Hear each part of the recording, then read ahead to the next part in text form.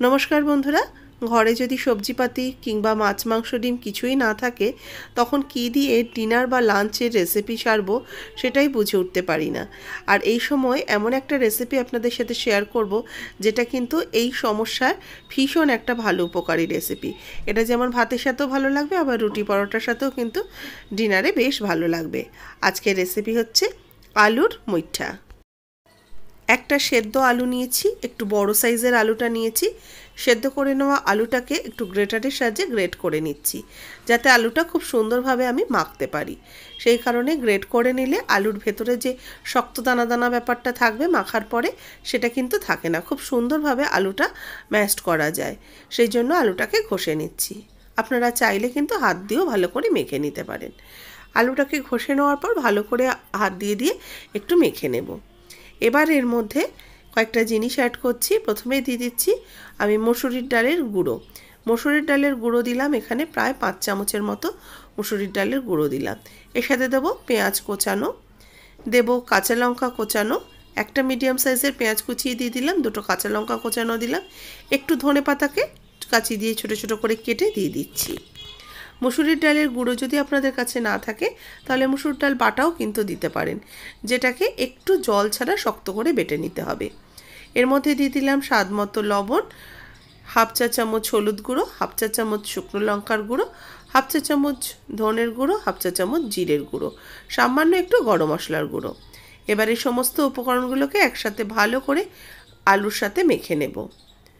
আর যদি হাতের কাছে কোনো ডালই না থাকে তাহলে কিন্তু 2 চামচ বেসনও অ্যাড করতে পারেন।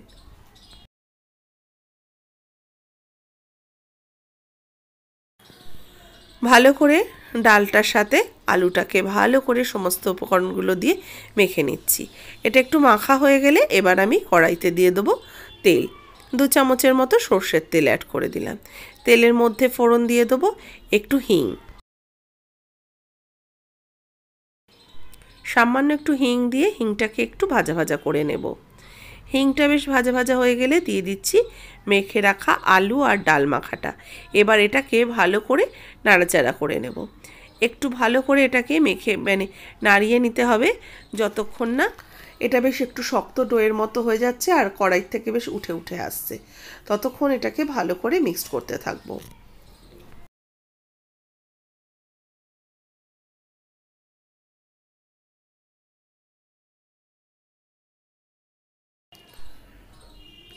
ভালো করে আলু আর ডালটাকে মিশিয়ে নেওয়ার পর একটু সামান্য চিনি অ্যাড করে দিলাম। অল্প একটু চিনি দিয়েও দেখুন ভালো করে এটাকে মিশিয়ে নিচ্ছি। এবার দেখুন আস্তে আস্তে মিশ্রণটা বেশ কড়াই থেকে উঠে উঠে আসছে। এবার গ্যাসের ফ্লেম অফ করে এটাকে নামিয়ে নেব। এটাকে আমি নামিয়ে নিয়েছি একটা প্লেটের মধ্যে। একটু ঠান্ডা করে নিয়ে হাত দিয়ে ভালো করে একটু মেখে নিয়ে তারপরে এক মুঠো করে নিয়ে নেব। নিয়ে যেভাবে মুইঠা বানায় হাতের বেশ একটা আঙুলের ছাপ চলে আসবে, এরকমভাবে একটা করে মুঠো করে নেব। দেখুন ঠিক এইভাবে আমি এগুলো করে নিচ্ছি। একটা আলু দিয়ে বেশ অনেকগুলো কিন্তু আমার আলুর মুইঠা তৈরি হয়েছে।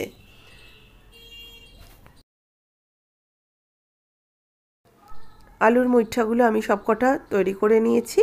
এবার কড়াইতে সাদা তেল গরম করে একটা একটা করে মুইঠাগুলোকে ছেড়ে দিচ্ছি। একটু আঁচ কমিয়ে রেখে এগুলোকে ভাজতে হবে। একসাথে অনেকগুলো দেবেন না, তাহলে কিন্তু ভেঙে যাবে। অল্প 2-4টে করে এগুলোকে দিয়ে দিচ্ছি। আর আঁচ কম রেখে আস্তে আস্তে এগুলোকে এপিট ওপিট করে একটু হালকা বাদামি রং আসা পর্যন্ত এগুলোকে ভেজে নিয়ে তুলে রেখে দেব।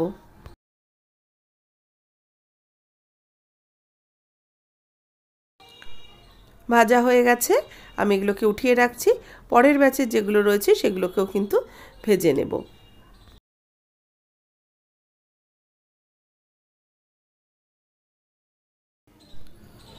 পরের ব্যাচেরগুলোকেও দিয়ে দিয়েছি। এবার এগুলোকেও একটু ভালো করে লাল করে ভেজে নিয়ে উঠিয়ে রেখে দেব। এগুলোকেও উঠিয়ে রেখে দিচ্ছি। আলুর মুইঠা সবকটাই আমার প্রায় ভাজা হয়ে গেছে। এবার ওই তেলেই শুকনো লঙ্কা, জিরে ফোড়ন দিয়ে দিলাম। এর সাথে দিয়ে দিলাম একটু হিং।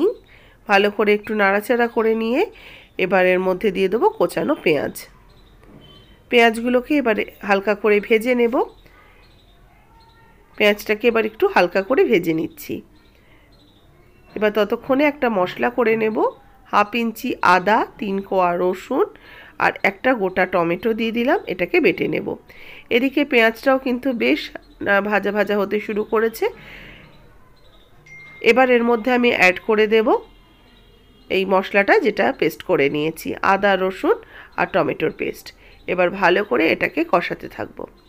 যতক্ষণ না এর থেকে কাঁচা গন্ধটা চলে যাচ্ছে ততক্ষণ ভালো করে কষিয়ে নেব। এবার এর মধ্যে স্বাদ মতো লবণ অ্যাড করে দিলাম। লবণটা দিয়েও ভালো করে কিছুক্ষণ নাড়াচাড়া করে কষাতে থাকবো। এবার একটা প্লেটের মধ্যে হলুদ গুঁড়ো, লঙ্কার গুঁড়ো, ধনের গুঁড়ো আর জিরের গুঁড়ো 1/2 চা চামচ করে নিয়েছি। শুধু ধনের গুঁড়ো আছে 1 চা চামচ। এ সমস্ত মশলাটাকে দিয়ে দিলাম এর মধ্যে। এবার এই শুকনো মশলাগুলোকে দিয়েও ভালো করে কষিয়ে নিচ্ছি। মশলার থেকে যতক্ষণ না তেল ছেড়ে আসছে মশলাটাকে ভালো করে এর সাথে কষিয়ে নেব। এবার একটু সামান্য মশলার মধ্যে চিনি অ্যাড করলাম। এবার ভালো করে আবারও কিছুক্ষণ কষিয়ে নেব।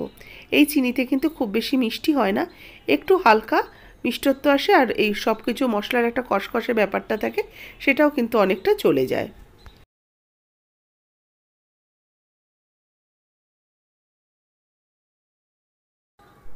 ভালো করে মশলাটাকে কষিয়ে নেওয়ার পর দিয়ে দিচ্ছি জল।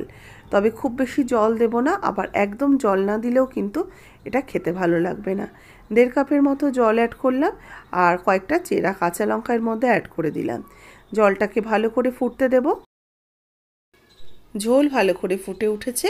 এবার ভেজে রাখা আলুর মুইঠাগুলো এর মধ্যে অ্যাড করে দেবো।